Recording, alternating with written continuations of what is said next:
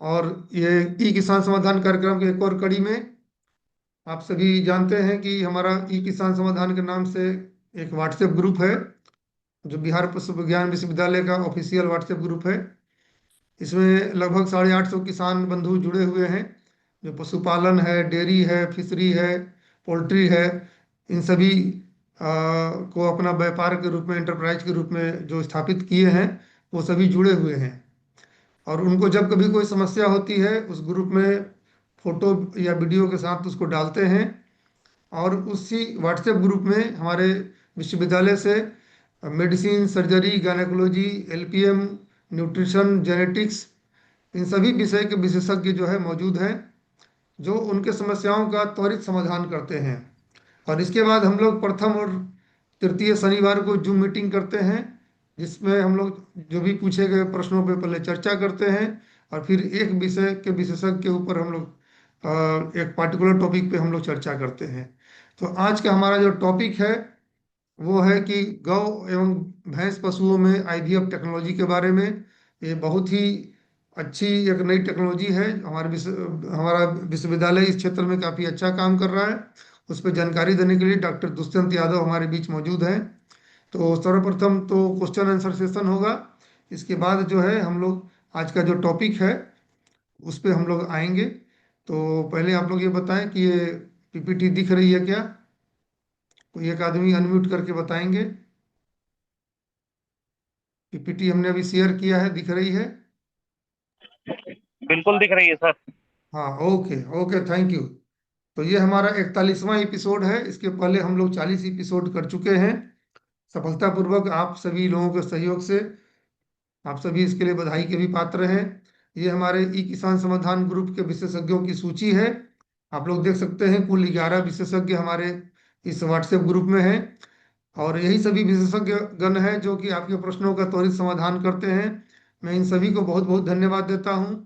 और जो भी किसान बंधु हमें यूट्यूब चैनल के माध्यम से भी देख रहे हैं और इस किसान समाधान ग्रुप के सदस्य नहीं है, सदस्य बनना चाहते हैं, तो इस वीडियो को स्टॉप करके क्यूआर कोड यहाँ लगी हुई है, क्यूआर कोड को स्कैन करके भी आप ग्रुप में जुड़ सकते हैं। और अपनी जो भी पशु है उसका समस्या का समाधान आप, और अब किन्हीं को कुछ पूछना हो तो इसमें पूछ सकते हैं प्रश्नों को लेकर के। नहीं तो हम लोग कार्यक्रम के अगले पड़ाव की ओर बढ़ेंगे, जिसमें आज आईवीएफ पे चर्चा होगी। तो हमें लगता है कि प्रश्न जिनको पूछना था बीच में ही पूछ लिया गया है। तो इसलिए प्रश्न का जो है सिलसिला हम लोग यहीं समाप्त करते हैं। और मैं स्वागत करता हूं डॉक्टर दुष्यंत यादव जी का, जो असिस्टेंट प्रोफेसर हैं बिहार वेटनरी कॉलेज पटना में, department of livestock farm complex, जो हमारा एक लाइव स्टॉक फार्म है, वहाँ पर हैं डॉक्टर साहब। और एम्ब्रियो ट्रांसफर टेक्नोलॉजी के इंचार्ज भी हैं। तो सर बहुत बहुत स्वागत है। हाँ। कह रहे थे सर जी, मैंने जानवर को दाना क्या क्या चीज कैसे कैसे बनाया जाएगा सर, उसका एक मैंने हमको लिस्ट सर दे दिया जाता तो अच्छा रहता, या ठीक ग्रुप है, में ही दाना सर। दाना बनाने का फार्मूला के लिए आपके पास बहुत अच्छी चीज है। एक हमारा पशु पोषण ऐप जो है एनिमल न्यूट्रिशन डिपार्टमेंट द्वारा बनाया जी गया जी है। मैं उसका जी लिंक ग्रुप में डाल दूंगा, आप उसको जी इंस्टॉल कर लीजिए। आप बहुत ही फर्स्ट क्लास का दाना अपने घर पे बना सकते हैं उस ऐप के माध्यम से। जी जी जी सर, जी सर। उसमें पशु का डालना पड़ेगा, कौन सा ब्रीड है, कितना वजन होगा, ये सब चीज डालिएगा, और फार्मूला जी जी अपने आप निकल के आ जाएगा, कितना दूध देती है सब डालना पड़ेगा। ठीक है ना? जी जी, चलिए। ठीक है सर। चलिए ठीक है। तो डॉक्टर दुष्यंत यादव, स्वागत है आपका। आप अपना पीपीटी शेयर कीजिए। Thank you so much sir. नमस्ते सर, पंकज सर को भी नमस्ते, काफी दूर से हमारे साथ जुड़े हैं। और आज का ये जो विषय है बहुत ही प्रासंगिक है कि जो अभी कृत्रिम गर्भाधान होता है हमारे देश में या विदेशों में भी, उसकी प्रासंगिकता धीरे धीरे अब खत्म होती जा रही है, इसलिए कि क्योंकि कम समय में अगर हमें ब्रीड इम्प्रूवमेंट करना है तो ये हमें बहुत जरूरी है कि हम अच्छी नस्ल को जल्दी से जल्दी सुधार कर दें। या जो हमारे देश की जितनी भी इंडिजिनस कैटल है, जैसे जिनको देसी गोवंश बोलते हैं, या भैंस हमारी है, इसका उत्थान तभी हो सकता है जब हम इसमें अच्छी जो हमारी गाय भैंसे हैं उनको सेलेक्ट करके उनकी ब्रीडिंग करें।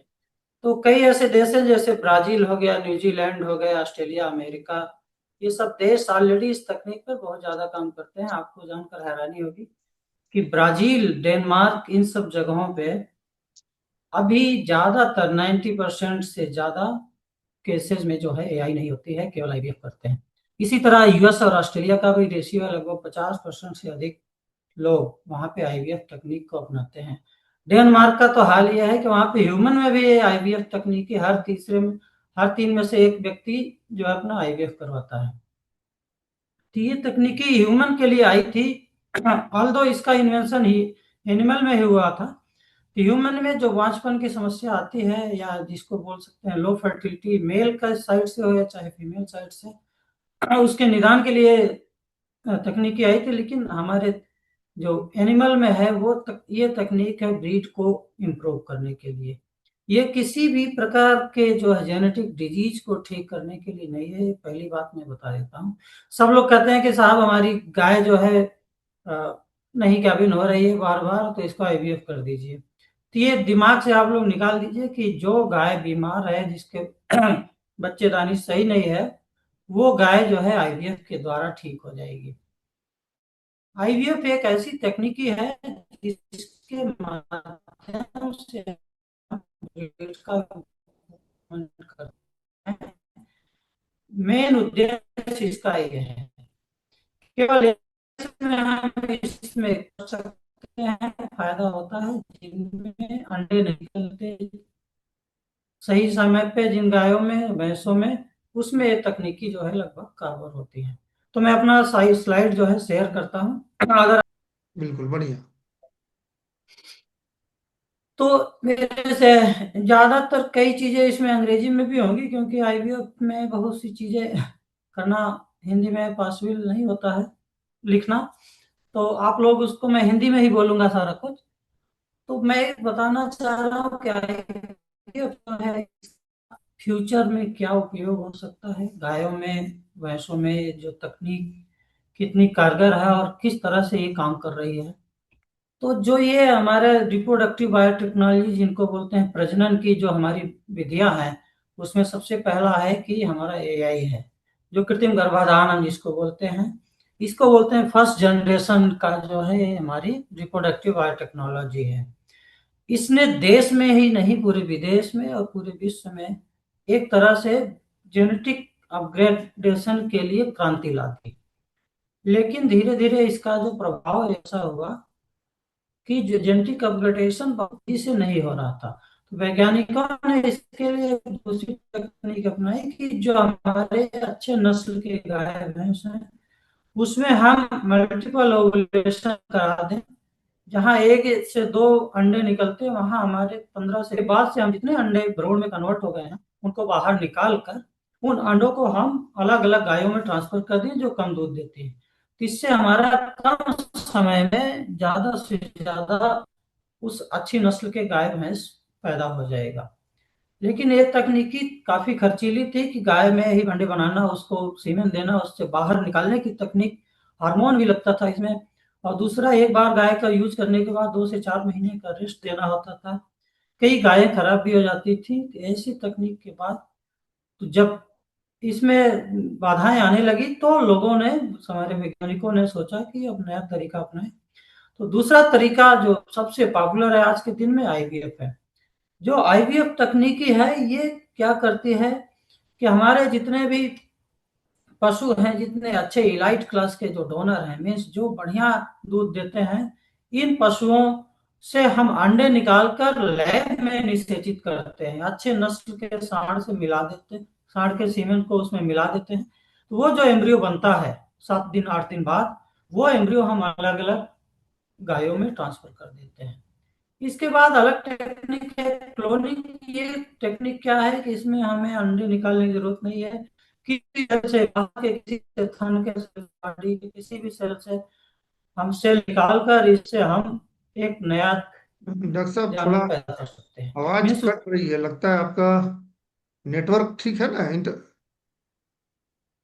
आपका मतलब टावर वगैरह अच्छा से काम कर रहा है ना? हाँ, थोड़ा आवाज कट रहा है। अभी आवाज आ हाँ, थोड़ा स्पीकर के पास चले जाइए डॉक्टर साहब, आ जाएगा। ठीक है। हाँ चलिए बढ़िया। अभी सही है सर थोड़ा? हाँ हाँ, हाँ बहुत अभी अच्छा, बहुत अच्छा। अब ठीक है, हाँ अब ठीक है। जी। ठीक है। तो स्लाइड शेयर में करता हूँ। हाँ, स्लाइड आ रही है। हाँ, आ स्लाइड आ रही रही है, आ रही आ रही हेलो। आ रही है। जी। आ रही स्लाइड आ तो रही। ये कंटिन्यू कंटिन्यू। मल्टीपल ओवलेशन जो तकनीक थी, इसमें हम देखिए अभी हम जो हमारे विश्वविद्यालय में भी हमने किया था कि ये हम जो अच्छी नस्ल की गाय जैसे साहिवाल है, ये हमारे बछौर का भी हमने काम किया कि जो हमारी बछौर खत्म हो रही है उसके कंजर्वेशन के लिए, तो हम इस गाय से जो भ्रूण निकाल कर अलग अलग में ट्रांसफर करते हैं। हर बात है कि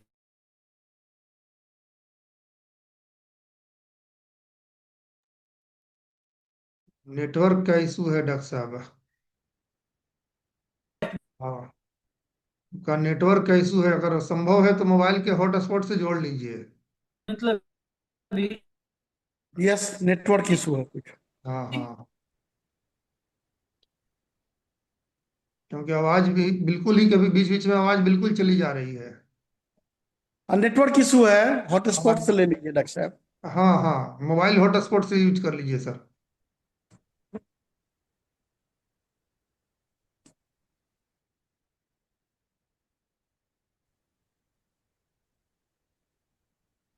काफी अच्छा इंटरेस्टिंग टॉपिक है।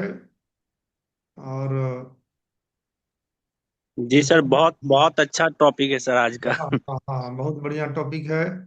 और हम्म। अब आवाज आ रही सर? हाँ हाँ अब ठीक है, बहुत अच्छा। हाँ शेयर कर लीजिए।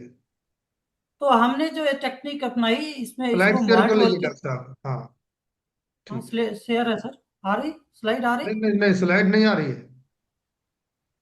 आप उसको स्टॉप कर लीजिए, या तो फिर स्टॉप शेयर करके फिर से शेयर कर लीजिए। अच्छा, जस्ट वेट सर। हाँ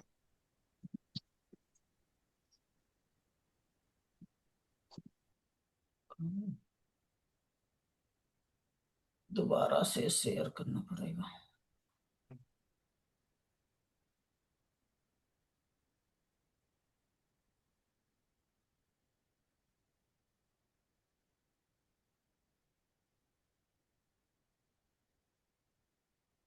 अब सर नहीं होगी सर।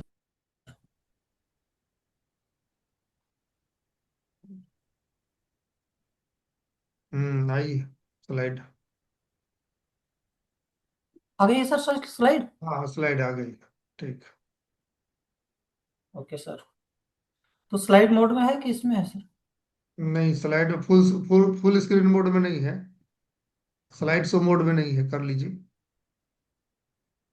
फिर चलिए। हाँ, ठीक। आ रही सर अब? हाँ हाँ अब ठीक है। जी सर, तो मैं इसको जल्दी से समाप्त भी करूंगा। ठीक। तो ये हमने जो अपने यहाँ फार्म पे हमारे पैदा हुए ये बच्चे, तो हमने ये जो भ्रूण गाय के अंदर बनाते थे उस तकनीक से हमने लगभग 6 बच्चे पैदा किए। लेकिन मीनवाइल हम फिर इसके बाद आईवीएफ पे शिफ्ट कर गए, तो हमारे ये भ्रूण से पैदा हुए जो भ्रूण प्रत्यारोपण के बच्चे थे। तो जो ये हमारी खबर भी छपी थी पूरा पेपर वगैरह में भी। तो बिहार में भ्रूण प्रत्यारोपण तकनीक से बाछी का जन्म। ये हमारे जो भ्रूण प्रत्यारोपण से जन्मे बच्चे हैं, देखिए ये जो नस्ल है पूरा लगभग जर्सी और एचएफ की मिक्स है। जो रिसिपिएंट है, लेकिन जो हमारे जो बच्चा है उसका एकदम साहीवाल है, प्योर साहीवाल है। तो आप समझिए कि इस तकनीक का फायदा यही है कि जो हमारा रिसिपिएंट होता है, मीन्स जिसमें हम एम्ब्रियो को डालते हैं, उससे कोई लेना देना नहीं होता। बच्चा हमारा एकदम जिस नस्ल का हम एम्ब्रियो डालेंगे उसी नस्ल का होगा। तो ये हमारा दूसरा बच्चा था नंदन। उसके बाद तीसरी बच्चियां फिर से हुई। तो इस तरह 6 बच्चे हमने पैदा किए उस तकनीक से जिसमें हमने एम्ब्रियो को गाय के अंदर ही बनाया था। लेकिन उसके बाद ये कुछ झलकियां हैं जो हम काम करते थे उस समय।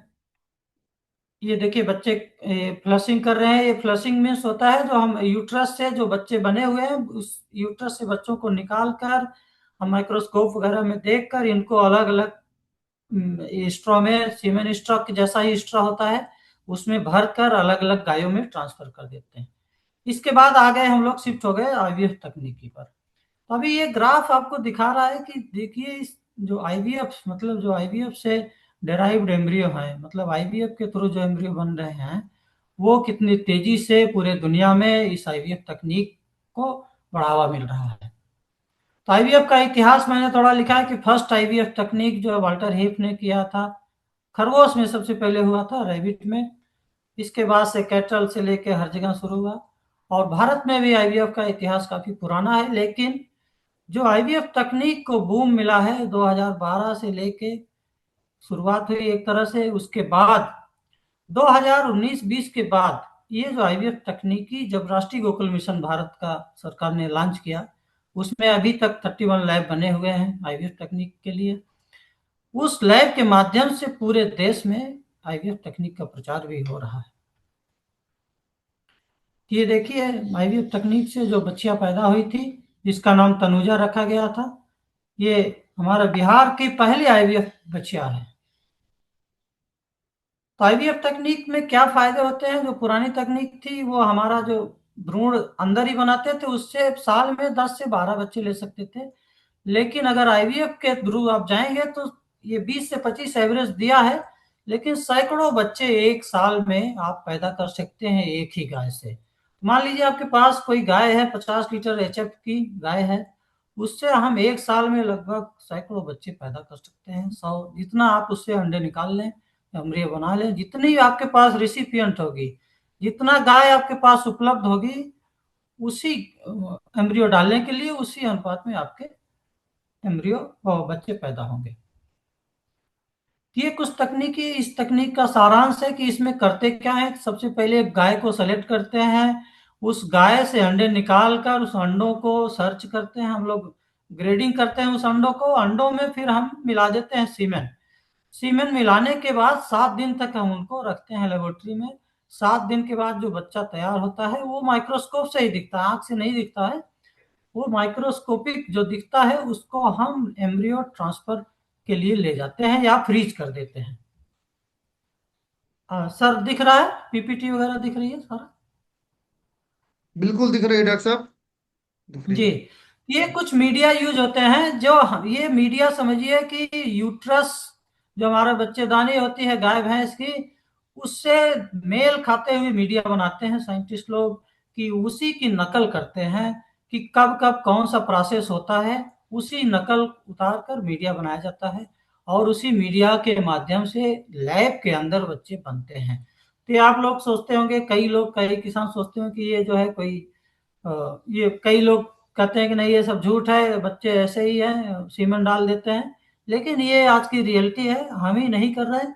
पूरे देश में लगभग 31 लैब हैं और कुछ प्राइवेट लोग भी काम करते हैं जो पूरे देश में इस आईवीएफ तकनीक को फैला रहे हैं।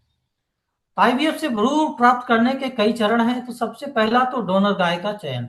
तो जो अभी कई लोग पूछ रहे थे कि ये डोनर गाय है, कैसे है, कैसा चयन करना चाहिए। सबसे पहला जो सबसे मोस्ट इम्पॉर्टेंट चीज है डोनर गाय में, उसकी उत्पादकता एकदम सही होनी चाहिए, ब्रीड एकदम ट्रू होना चाहिए, पता लगा नस्ल साहिवाल बोल रहे हैं और है वो क्रॉस, लेकिन एकदम प्योर नस्ल होनी चाहिए। जो मुर्रा है तो मुर्रा होनी चाहिए, साहिवाल है तो साहिवाल, थारपारकर है तो थारपारकर। और उसका दूसरा खास बात ये होना चाहिए कि उसकी ओवरी एकदम सही होनी चाहिए। अगर यूट्रस थोड़ा बहुत ठीक नहीं है तो चलेगा, लेकिन अगर ओवरी नहीं सही होगी तो वो बात जमेगी नहीं, उससे हम अंडे नहीं निकाल पाएंगे। तीसरी बात, उसका बॉडी कंडीशन स्कोर, मतलब जो हिस्ट पुष्ट होनी चाहिए गाय। और एक भारत सरकार ने उसका मिनिमम स्टैंडर्ड रखा है।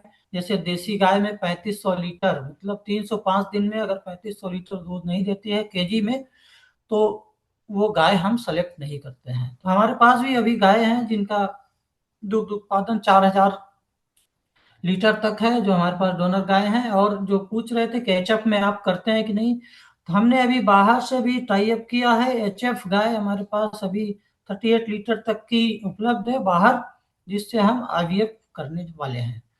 और मुर्रा भैंस हमने अभी सीआईआरबी, जो देश का सबसे बड़ा संस्थान है बफेलो के लिए, बफेलो रिसर्च सेंटर है, उससे हमने अभी 15 गाय मंगाई हैं और भैंसें मंगाई हैं। और उन भैंसों से हम एम्ब्रियो बनाएंगे और राज्य में विभिन्न जगह उसको ट्रांसफर करेंगे। इनकी एज क्या होनी चाहिए? लगभग 4 से 8 साल के बीच होना चाहिए। ज्यादा वृद्ध गाय को भी हम इसमें नहीं लेते हैं क्योंकि इससे कम अंडे निकलते हैं। तो ये हमारी देखिए डोनर गाय है, ये साहिवाल है, हमारे पास रेड सिंधी है, साहिवाल रेड सिंधी का हर्ड है।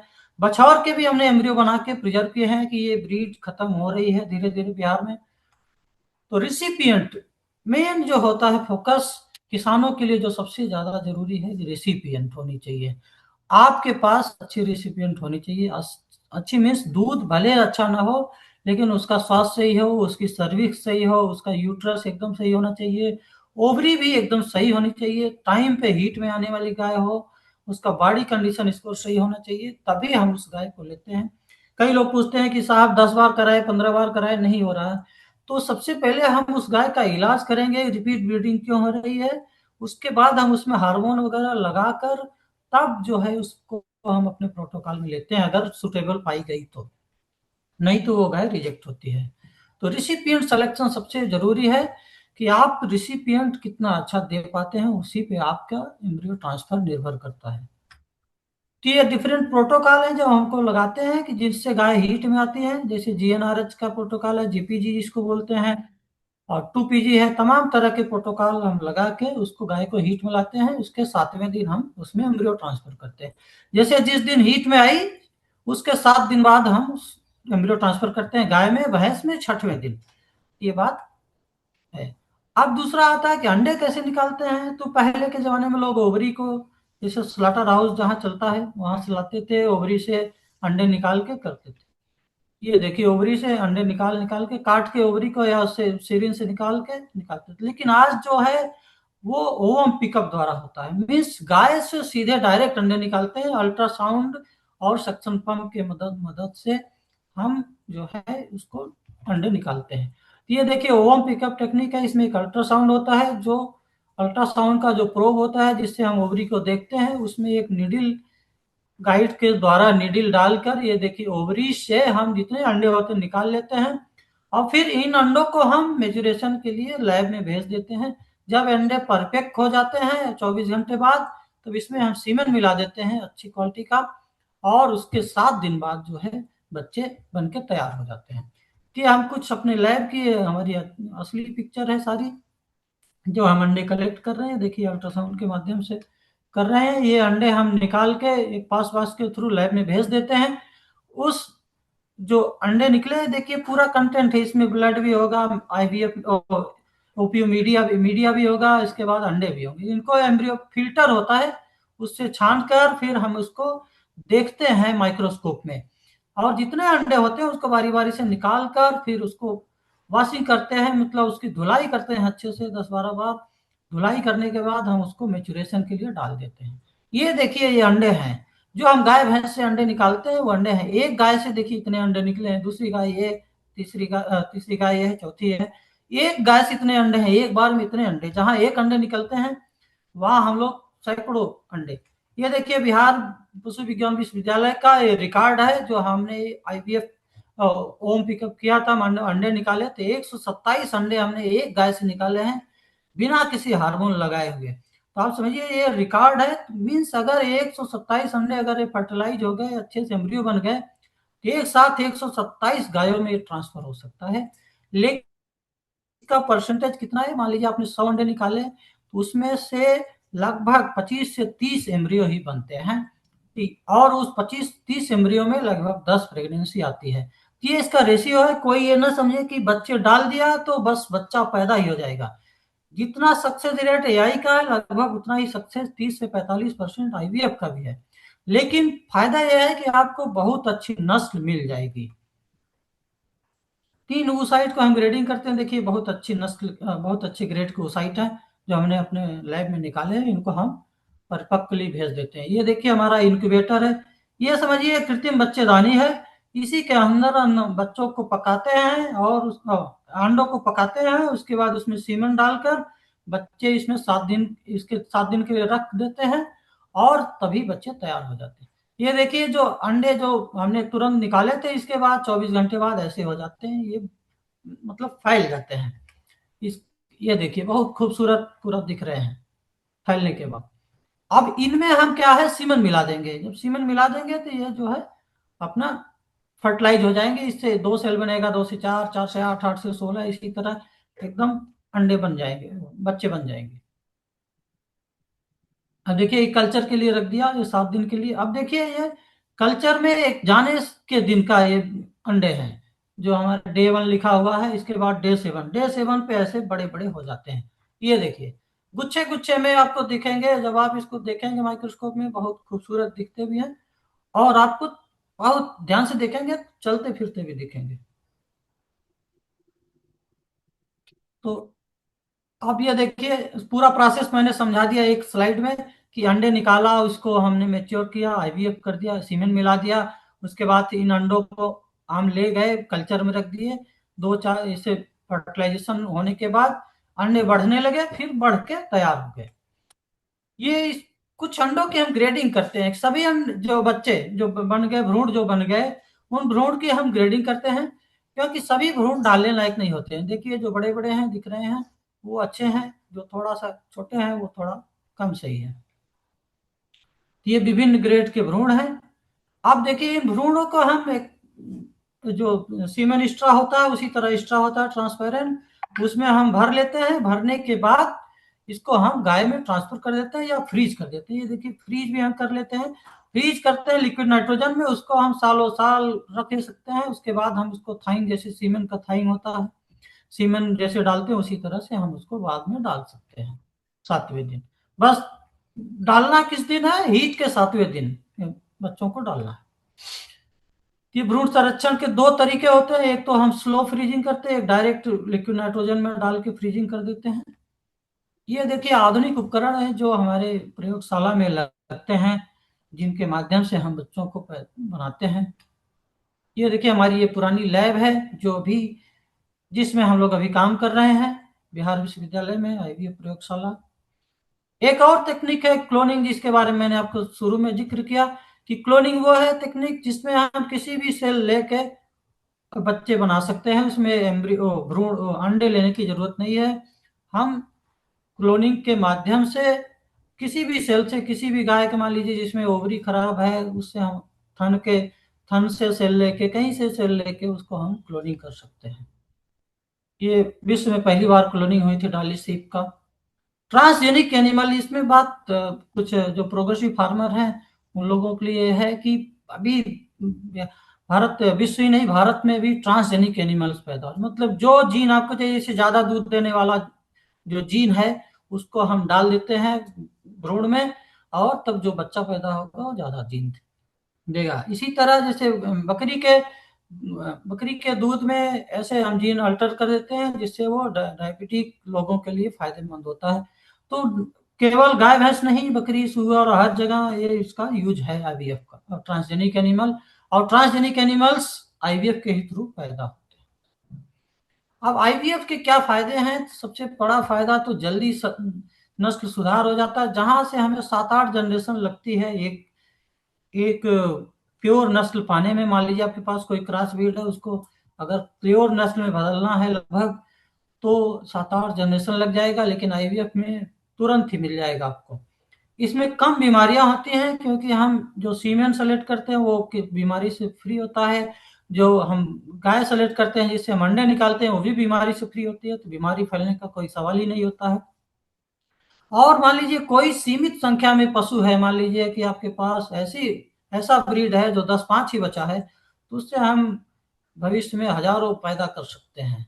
जैसे कई इंडेंजर्ड स्पीशीज होती हैं, उनका भी हम आईवीएफ के द्वारा हो सकता है।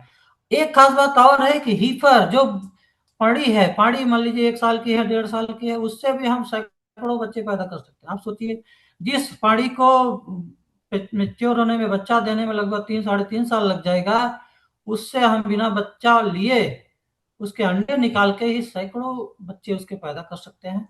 वो जब तक दूध देने वाली लायक होगी तब तक उसके सैकड़ों बच्चे तैयार रहेंगे। सोचिए, तो सेक्स सीमन का सदुपयोग कर सकते हैं, मतलब एक सेक्स सीमन से हम कम से कम 100 बच्चे पैदा कर सकते हैं।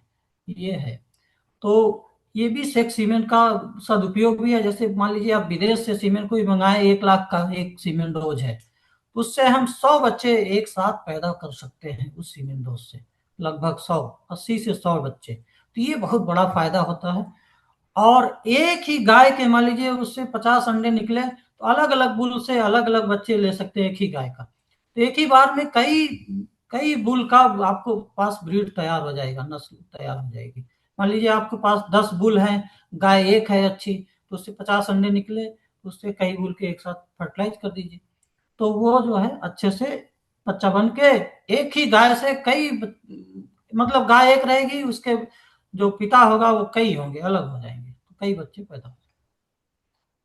अब इस तकनीक का सबसे ज्यादा उपयोग तो दूध बढ़ाने में है, लेकिन विदेशों में इसका सबसे ज्यादा उपयोग मीट प्रोडक्शन में होता है, कि अच्छी नस्ल के जो जिनका बॉडी वेट बढ़िया होता है वो तैयार होते हैं। तो मीट प्रोडक्शन भी एक इनका बहुत उपयोगी तकनीकी है, उपयोगी में आता है कि आईवीएफ के द्वारा मीट प्रोडक्शन को बढ़ाते हैं। मिल्क का कंपोजिशन भी चेंज कर देते हैं कई बार।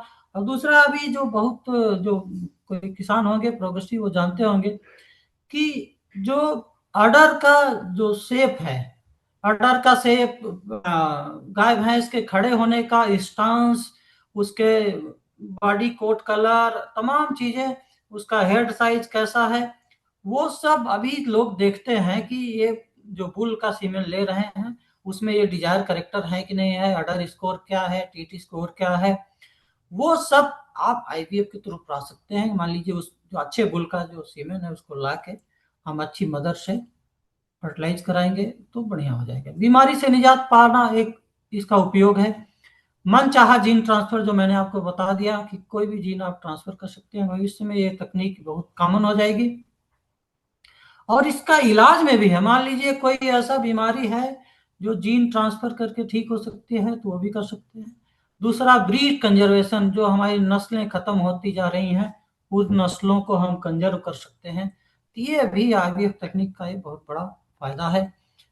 लेकिन आईवीएफ तकनीक के प्रसार में क्या बाधाएं हैं, तो सबसे पहली बाधा तो मैं तीसरा नंबर जो उसको मांगता हूँ, रिसिपिएंट की उपलब्धता। आप जाएंगे कहीं भी तो वो कई किसान पशुपालक के तैयार नहीं होते हैं आईवीएफ कराने के लिए। उसका सबसे बड़ा कारण है पहला कि अधिक लागत है, जो इसमें केमिकल यूज होते हैं, मीडिया यूज होते हैं, उसकी लागत बहुत ज्यादा है। उसको बिहार एनिमल साइंस यूनिवर्सिटी हम लोग मिलके कम करने की भी कोशिश कर रहे हैं। अभी जो हम भ्रूण तैयार करते हैं अभी उसका मूल्य तो नहीं निर्धारित है, लेकिन 3.5 से लगभग 5,000 रुपए तक का ये कास्ट आती है देसी में। विदेशी में 6 से 7,000 रुपए एक भ्रूण का है। वहीं बाहर जो आप अगर बाहर से लेंगे तो 10,000 रुपए तक का भ्रूण है। और बाहर से प्रेगनेंसी करवाएंगे किसी अन्य संस्थान से तो लगभग 30,000 रुपए लगता है। हम इसको मिनिमाइज करके 10 से 15,000 लाने की कोशिश कर रहे हैं। एक खास बात और बता दें कि हम जो 50 किलोमीटर के रेंज में अगर आप हमारे विश्वविद्यालय से हैं तो हम इस विश्वविद्यालय जो फ्री ऑफ कास्ट ट्रांसफर भी करता है और सारा पैसा वहन करता है विश्वविद्यालय। तो अभी हम ज्यादातर साहिवाल में काम कर रहे हैं, रेड सिंधी में कुछ काम कर रहे हैं, लेकिन हम अगले कुछ महीनों में मुर्रा पर, नीली रावी पर और इसके बाद एचएफ और जर्सी पे भी काम करना चालू कर देंगे। ये बिहार का लिए अच्छी बात होगी कि हम इस तकनीक को प्रचार प्रसार कर भी रहे हैं और इस तकनीक में हम वेटनरी ऑफिसर्स को भी ट्रेंड कर रहे हैं। जो गांव गांव में जो वेटनरी ऑफिसर नियुक्त होते हैं मान लीजिए ब्लॉक पे, उनको अगर हम ये तकनीक से अवगत करा देंगे, एम्ब्रियो ट्रांसफर सिखा देंगे, तो वो आपके द्वार पर भी कर सकते हैं इसको। और देश डोनर काऊ की उपलब्धता, जो और बाधा है वो एक ये है कि डोनर काऊ जो बहुत अच्छी नस्ल की है वो भी नहीं मिलती है, एकदम प्योर ब्रीड नहीं मिलती है। और तीसरा सबसे बड़ा कारण है, देसी नस्ल के संवर्धन के लिए भारत सरकार, बिहार सरकार कटिबद्ध है, लेकिन देसी नस्लों का दूध कम होने के कारण किसानों का एक्सेप्टेंस बहुत कम है। तो ये एक बाधाएं हैं। और सबसे एक और लास्ट में कि लैब जो बनता है वो भी बहुत कॉस्टली होता है। ये सब आईवीएफ तकनीक के प्रसार में बाधाएं हैं। अभी भविष्य क्या है, मैं तो कहता हूं कि फ्यूचर इज ओनली आईवीएफ। जो एआई है ये धीरे धीरे एब्सोल्यूट हो जाएगी, धीरे धीरे इसका महत्व खत्म हो जाएगा। फ्यूचर में आईवीएफ ही होगा, जैसा कि डेनमार्क, न्यूजीलैंड और जगह हो रहा है। इसका आईवीएफ, इसका भविष्य किस पे निर्भर करता है कि हम कितने मिल्क प्रोडक्शन वाली गाय को यूज कर रहे हैं, अब किस डिजायर्ड एम्ब्रियो जो बना रहे हैं वो किसका है। एनिमल का तो सिलेक्शन कर भी रहे हैं हम, साथ साथ किसानों के मनमाफिक जो एम्ब्रियो है, जैसे वो चाहता है कि हमें इसबुल का सीमेंट का यूज करके एम्ब्रियो बनाइए, तो वो भी हम चालू कर दिए हैं। आप अपना गाय भी यहाँ लाकर रख सकते हैं, इसके लिए हमने सुविधा बना रखी है। हमने एक एमओयू बना रखा है, एग्रीमेंट पेपर।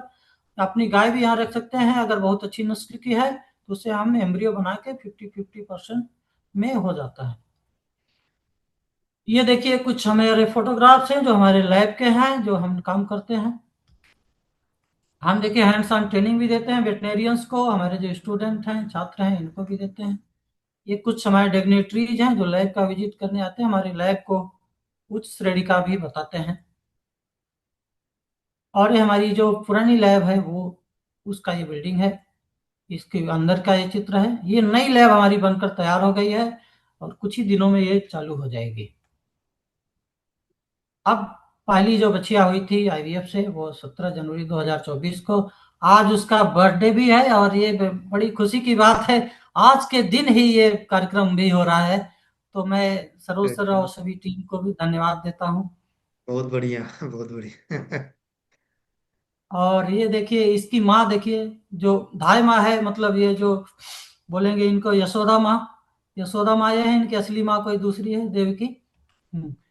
ये दूसरा बच्चा पैदा हुआ था। इसी तरह हमारे फार्म पे अभी तक हमने पैदा कर दिए हैं 13 बच्चे लगभग। और खास बात यह है कि हमारे फार्म से ज्यादा किसान के यहाँ बच्चे पैदा हुए हैं। 16 बच्चे किसान के यहाँ पैदा हो चुके हैं हमारी इस तकनीक के द्वारा। और अभी कम से कम 29 या 30 एनिमल में हमने एम्ब्रियो ट्रांसफर कर भी रखा है, जिनका प्रेगनेंसी हमें जांचना है। और 14 प्रेगनेंसी भी हमारे पास है अभी। और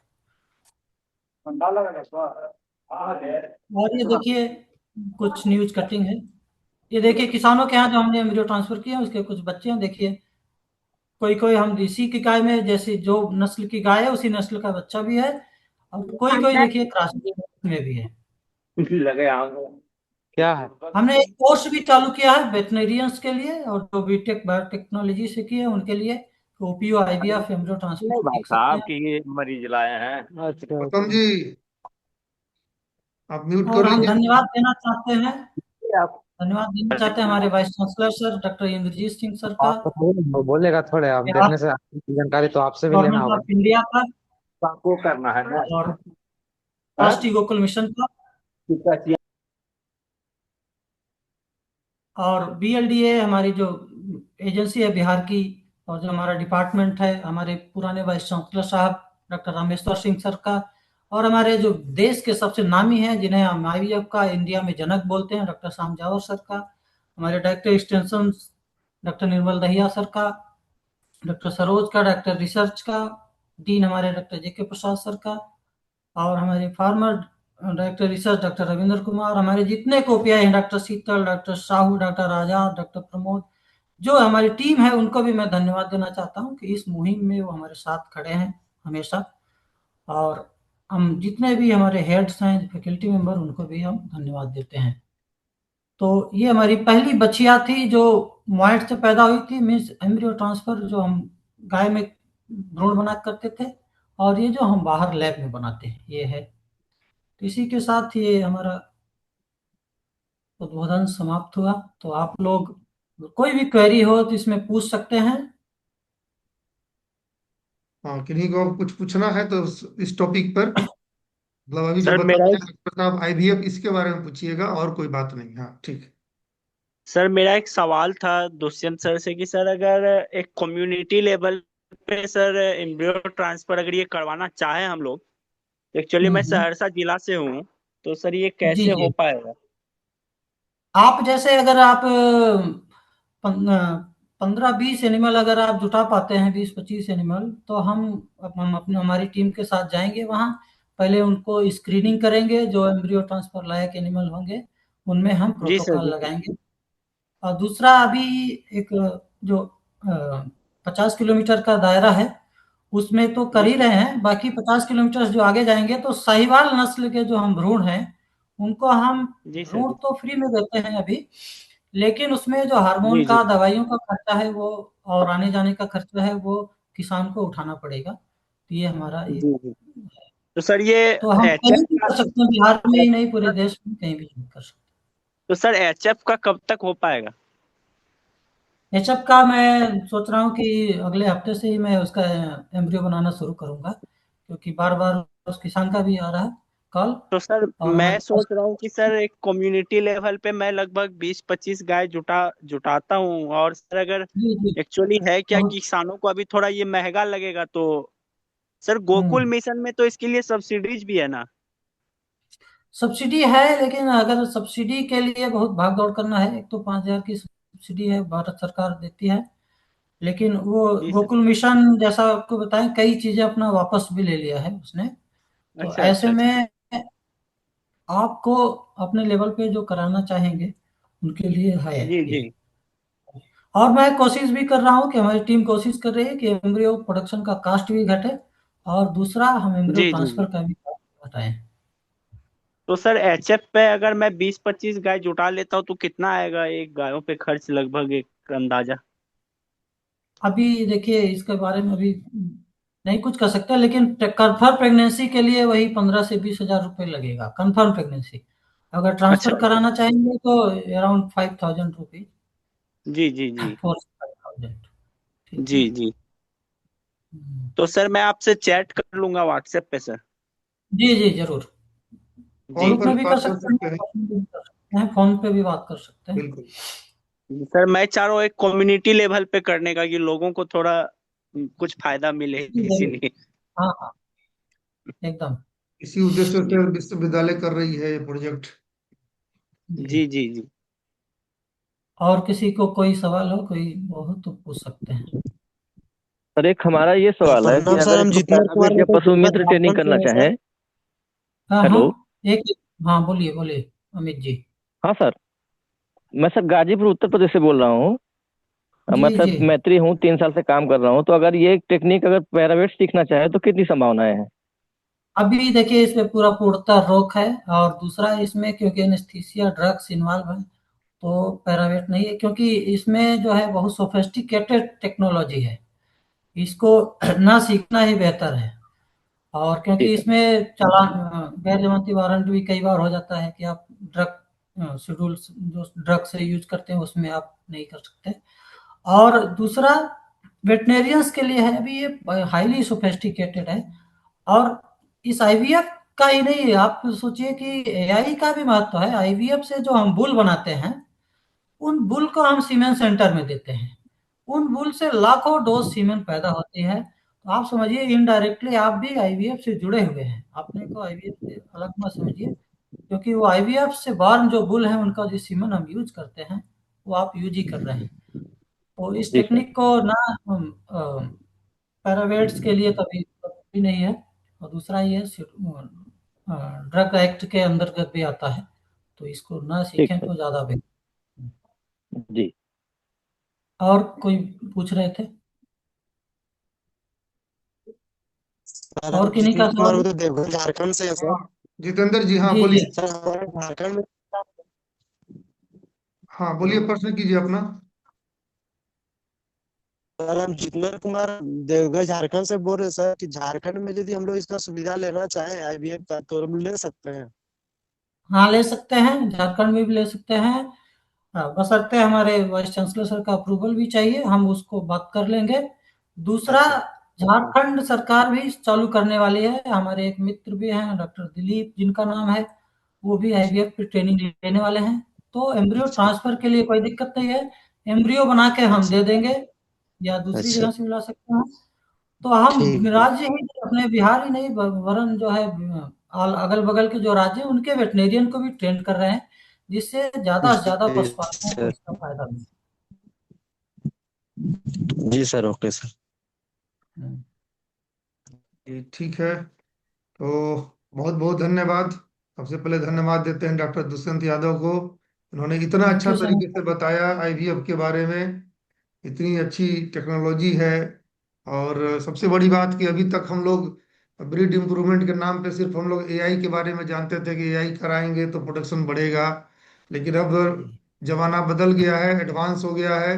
अब हम लोगों को ये IVF टेक्नोलॉजी को भी ज़्यादा यूजफुल बनाना है, क्योंकि हम अच्छा सीमेन के द्वारा ही सिर्फ जो है प्रोडक्शन को नहीं बढ़ा सकते हैं, हमें चाहिए बढ़िया एम्ब्रियो।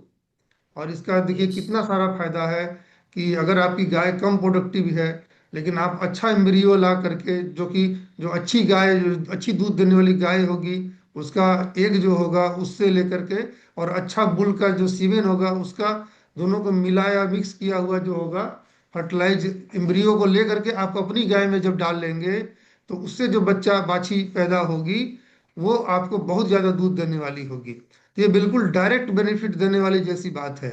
तो इससे बढ़िया टेक्नोलॉजी और क्या हो सकती है। तो डॉक्टर दुष्यंत यादव को बहुत बहुत धन्यवाद, बहुत अच्छे तरीके से इन्होंने समझाया, एक एक चीज का पिक्चर के साथ समझाया। तो और ये हमारे ग्रुप के परमानेंट सदस्य भी हैं, तो जो भी सदस्यगण देख रहे हैं अभी, अगर इनको बाद में भी कुछ पूछना हो तो भी कोई दिक्कत की बात नहीं है। आप इनको ग्रुप में भी आप क्वेश्चन डाल सकते हैं, आप इनसे फोन पर भी बात करके पूछ सकते हैं। मैं सभी को बहुत बहुत धन्यवाद देता हूँ, हमारे डायरेक्टर एक्सटेंशन दहिया सर को, और विश्वविद्यालय के जितने भी पदाधिकारीगण हैं, और हमारे जो विशेषज्ञगण जुड़े हुए हैं कार्यक्रम में, सभी को बहुत बहुत धन्यवाद। इसी के साथ ये कार्यक्रम को अभी समाप्त करते हैं। ग्रुप में आपसे बातचीत तो होती रहेगी, और फिर हम लोग फरवरी महीना के प्रथम शनिवार को हम लोग पुनः जूम मीटिंग करेंगे और आपस में बातचीत करेंगे। सभी को बहुत बहुत धन्यवाद। Thank you, sir. Thank you so much. Thank you, thank you.